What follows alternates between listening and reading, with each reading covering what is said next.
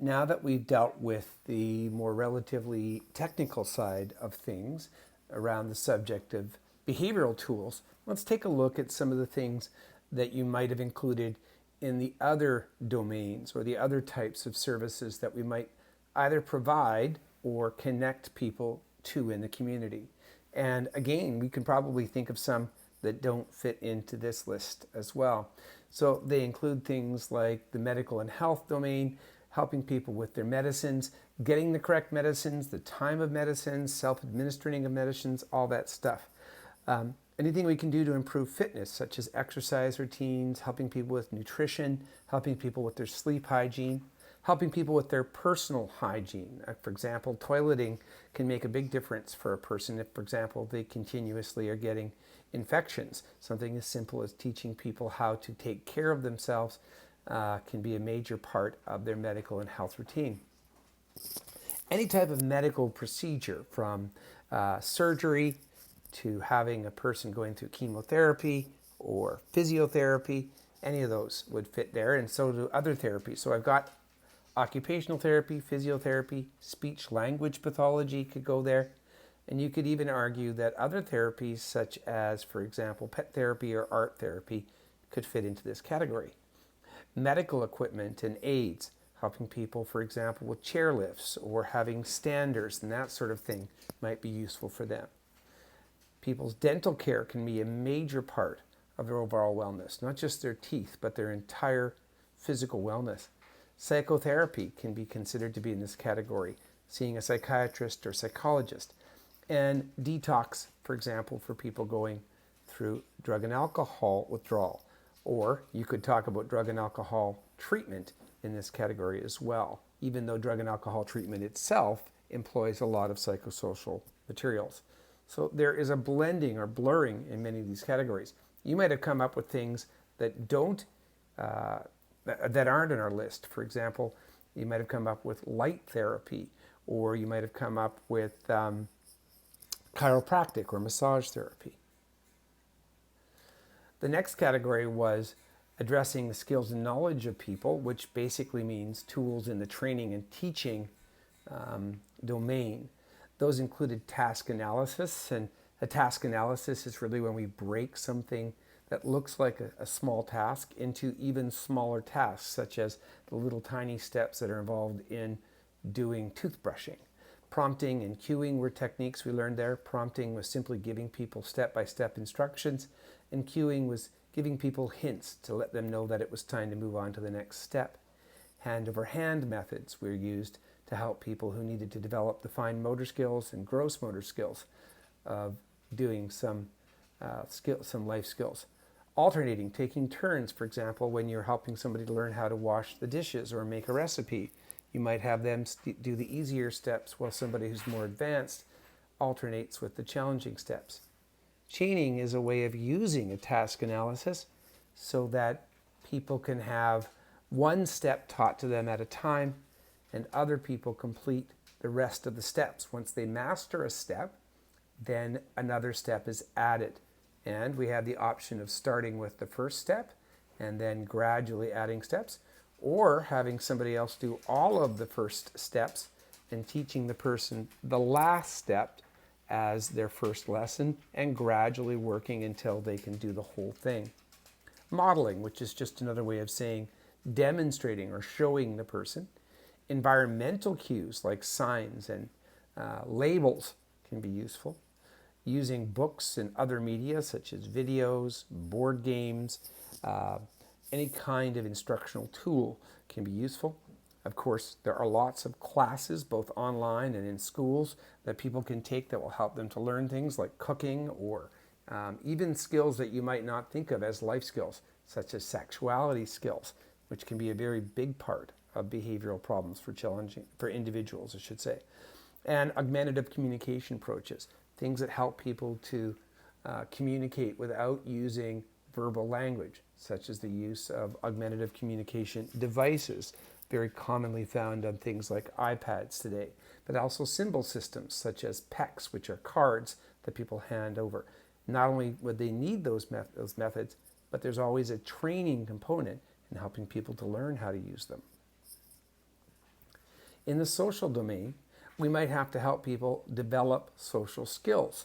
This is a part of that dialectic behavioral therapy approach we talked about earlier, teaching people about interpersonal efficacy, teaching them how to do things like take turns, share, use manners, listen without interrupting, resolve conflicts, introduce themselves, or know how to perform in a socio-sexual domain such as dancing or asking a person on a date.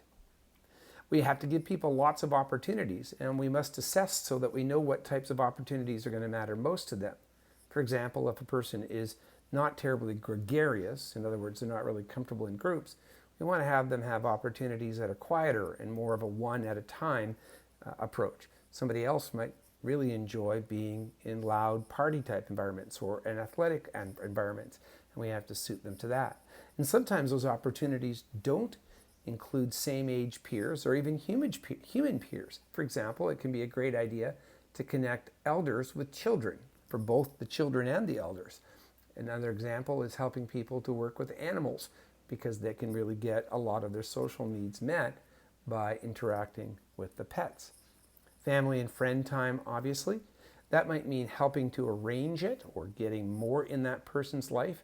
It might mean allowing that person to have opportunities to bring their family and friends into their home, which is often something really difficult for people who live in care facilities. Affording people opportunities for privacy, and not just privacy in the bathroom or for sexuality. It turns out, and we'll explore this more in another video, that privacy is really about something much bigger. Really, it's about our dignity, about our sense of security, and we need privacy a lot of times when it has nothing to do with hygiene or sexuality. How often do you like just going for a walk by yourself or having a quiet time to read a book in the bathtub, for example? Other people need that as well. Helping people to meet their socio-sexual needs and intimacy needs can be a big challenge. And it isn't always possible to have people just suddenly go out and meet the person of their dreams. If we're being purely realistic, sometimes it means that we have to help people meet their social needs and their sexual needs separately, at least for the time being. So for example, people might literally need to learn the social rules and the practical considerations of masturbation. People don't often know how to do that, and it takes a degree of skill and fine motor skills and so forth. There's hygiene considerations, there are safety considerations. And so helping people to have private opportunities and knowing how to do that can be important. Helping people to have clear rules in their home about where and when, as opposed to telling them they can never have sexual experiences. And yes, as we said earlier, giving them the socio-sexual skills and opportunities they need so that they gradually have the opportunity to meet somebody who might be a partner is an important thing. But not everybody can do that. And we'll learn from another course about intimacy needs being met in ways that aren't always sexual. If you think about it, it can be a very intimate and comfortable experience to just walk with somebody or sit on a couch and watch a movie together, to have somebody help you with your grooming or to serve you a meal, for somebody to tell you something about themselves that's personal.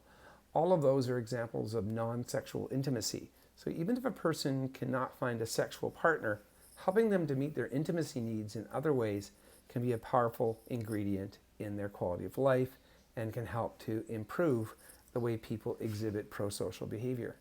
I've already talked about pets, but I'll add to this that there are a whole variety of pets that may be out there for people. And believe it or not, I've worked with autistic people who found that reptiles and amphibians were their jam. It was really better for them than connecting with something snuggly. And I think it has something to do with the idea that the reptile is very easy to read behaviorally, as opposed to a dog or a cat, which can be very similar to a human being in terms of the individual's ability to read what's going on. Fish and other animals that may be easier to take care of and are non-allergenic might also be something that works well in a person's home, as opposed to a dog or a cat. Helping people to have opportunities for spirituality. And this doesn't always mean organized religion, although if that's a part of their family history or their personal background, then connecting them to that can be very powerful. Churches are not just places for spiritual activity and worship, but also for fellowship. And I've seen it have a profound effect in the lives of the supported people I've worked with as they had an opportunity to socialize with folks through their church or temple, whether it was after-school clubs or dances, or just people who were willing to go out for breakfast with them before church on Sunday morning. But for people who aren't really connected to any kind of organized religion, spirituality might mean something like yoga or meditation or long walks in the forest. It might mean doing art or dance or just anything that really helps them to feel connected. For people in 12-step programs, there's often a talk about the higher power and just understanding the idea of something beyond ourselves. For many people, this pursuit of spirituality is highly intellectualized. They get something by reading books about other religions or taking courses about philosophy. But I would really encourage you to help people explore it in some way that works for them. And work, even volunteer work, can be a powerful social ingredient. Remember that Adler said we all want to do something that's in the social interest, that at the root of our reason for living is the idea of being connected to other people and helping to make other people well. Work can be a really healthy, powerful force in our lives. And it's something that you'll talk to retired people and they'll tell you that even though they have retired, they often go back to finding some kind of work, even if it's part-time or a few hours a week, because it gives them a sense of purpose. So helping people to find some kind of work, even if it's not what you personally would enjoy, can be really, really socially and psychologically powerful. In terms of the environment, we're now talking about the environment of the person in their home, their school, the workplace, their community, or a combination of these things. But we have to stop and really assess and get to know the individual. And I would caution you to think beyond just the obvious or the factors associated with their disability. For example, I hear people often make assumptions about autistic people and noise or light. And those things don't always bear out in real life experiences. I've worked with people who are autistic who are quite comfortable in noisy environments. So it's about getting to know the person as an individual. Sometimes it isn't about making things quieter, it's about making things more stimulating. So when you think about environments with their noise and their light, think about the amount being suited to the person. Think about whether or not the lighting is the right type of lighting or the noise is the right type of noise. For example, I've worked with people who did very well with white noise, the kind of background noise that comes from traffic or a fan, whereas other people preferred to be in a circumstance with music. For example, you'll see a lot of students who prefer to do their homework with one headphone in, and if they can't do that, it can often lead them to be easier distracted. What social supports need to be in the person's environment? For example, how close should staff be? Some people really want staff around. Other people really want to make sure that they can only find you when they need you. But they may want to be with their friends, thinking about whether or not people have easy access to their family or to their pets. And especially when people are thinking about boyfriends and girlfriends. Just like in a high school, when a person wants to spend time with their boyfriend or girlfriend, if they don't have a legitimized opportunity to do that, it's almost a guarantee that they're going to still try and find that person in a way that's distracting or disruptive. Make sure that people have lots of recreation and leisure supplies in their life. I'd like you, at the end of this video, to take a moment and describe some of the things that you have in your home that you use to help you pass the time. Recreational activities are organized and almost always social activities. Things like being on a soccer team or participating in dance lessons. They're great things to have in our lives, but they are highly structured. And most of us really depend on leisure activities as a way of helping to enrich our lives and to cope. So for example, something as simple as your dog or the ingredients for your favorite recipe, a book or a game might be a major part of your mental wealth, your mental wellness, I should say. I'll bet you can come up with another 5 more. I'd like to see your 5 things that you rely upon for leisure, unstructured, restorative time in your free time at home. Access to the things we need for biological reasons, food, quiet spaces for breaks, bathrooms, our bed. These are all important things. And the opposite is true as well. The more locks and barriers you have in an environment, I can almost guarantee you, you'll have more behavioral problems. So if we give people easy access to these things, for example, I've seen many individuals over the years who got in conflict with staff because they wanted coffee and staff are trying to keep them from having access instead of making it easier for the person to have access in a way that was structured and going to decrease the amount of power struggles. And once the staff started to do that, they saw a major improvement in behavior. Helping people to become familiar with their environment before you start trying to do a lot of programming is also important. And that means that you have to give people a bit of time from the point of intake when they come into the program before you actually start doing some intensive programming. Things that you can do to help with that process are to give an orientation or tour, give people maps, have labeled cupboards, and avoid doing all kinds of constant changing, which tends to be done mostly for the staff as opposed to the supported individual. And familiarity includes getting to know the people in the environment. So things like having name badges or having the photographs of people beside their binders or beside their mailboxes will help staff to become quickly, and other people living or attending a facility to quickly become known. One of the most important things you can do is simply make the environment as safe as possible, but not just make it safe, but make it really clearly look safe and be aware of what other people might consider to be hazards. Let me give you an example. If you're working with somebody who's gone through the trauma of some type of sexual assault, if they are left alone with anybody that reminds them of their assaulter, then they're not going to feel safe. So be aware of whether or not, for example, you're leaving young women who might have been victimized in the company of, for example, large, scary men. And I had to learn this experience because even though I might think of myself as a gentle, fun presence, from the perspective of somebody who doesn't know me, I'm just big, loud, and masculine. And that is not a good combination. So I want to think about where I sit and how much noise and whether or not it's even me in that room. As well, things like whether or not you have made the stairs have a railing on them can be a big deal for somebody who hasn't got good mobility. I've seen a lot of staff get hit by an individual because they were trying to rush them down the stairs and the individual clearly didn't feel comfortable going down the stairs.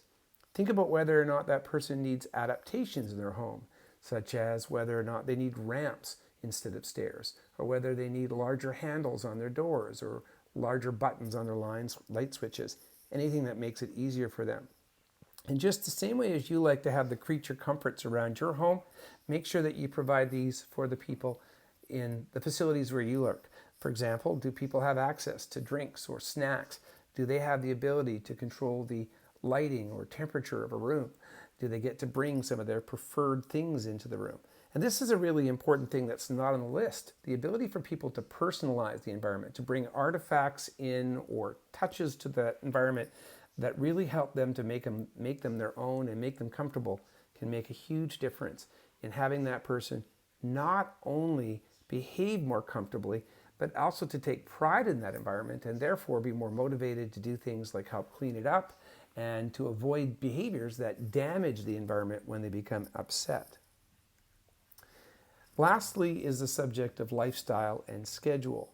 Think about the way that you live your life and think about other people in the class. Are you the same as them in terms of your tolerance of busyness or the time of the day when you're most alert and ready? I'm guessing you aren't. Some people like a very laid-back schedule. Other people like to be really busy all the time. So you have to really get to know your person and think about what type of schedule they prefer. I've seen individuals do much better in circumstances where there was a lot of structure and something was always happening because boredom was such a major ingredient in their lives. On the other hand, I've worked with people who found that if they didn't have moments of respite or repose, they didn't get to rest, then they had major episodes of behavior. So this can be a really big deal for people in our lives. What time of day is the best for something to be introduced for a person? I, for example, am a night person. I'm much more productive in the evening, and I would happily sit down and start doing work at 7 or 8 o'clock at night that some of you would rather do at 9 in the morning. So think about what worked for that person. And how often would you like to try something? Some people would rather do it once for a long period of time, while others would rather have lots of shorter interactions. Who's going to be engaged in that interaction? Specifically, what people does that individual work best with? And what size of group? What's the order of the events? I've already talked about the PREMAC principle, but things like little breaks or incorporating shorter scheduled activities can be a big deal for people. How do we communicate the schedule to the person? For example, I've worked with individuals who did much better when you sat down at the beginning of the day and wrote out their entire schedule.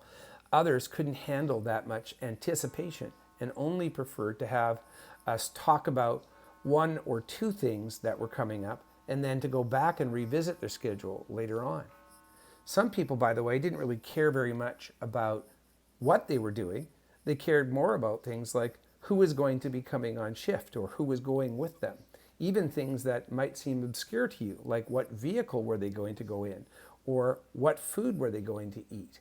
And that can be really a big deal. If a person, for example, has issues with their bladder, they may be much more concerned about the bathroom breaks or whether or not they're going someplace that has easy access to the washroom. Breaks and rest are really important, and we probably overestimate how often a person needs them, underestimate. We probably need to have them more often.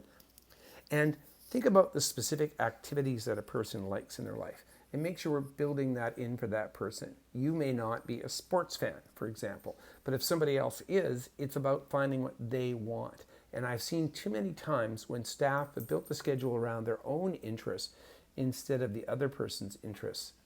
Now, I want to take you back to something we talked about way back at the beginning of the course. If somebody doesn't have interests and doesn't know what they like, then introducing them to things that you like is a good idea. But if they don't take to those things, or if they do have their own interests, then those are the things that should show up in their schedule.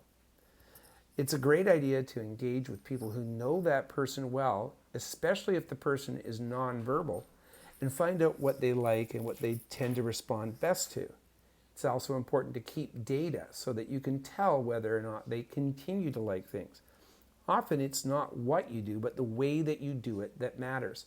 For example, I've taken people out to job sites, and the job was cleaning a large church.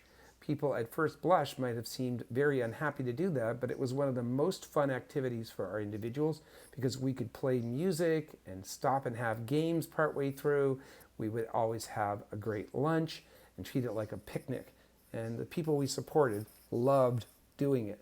So think about the way that you can make something more palatable or fun for an individual. All right, that's a list of some of the things that you might play around with as you think about your Scott case. So we're going to move on to talking about the next part of this.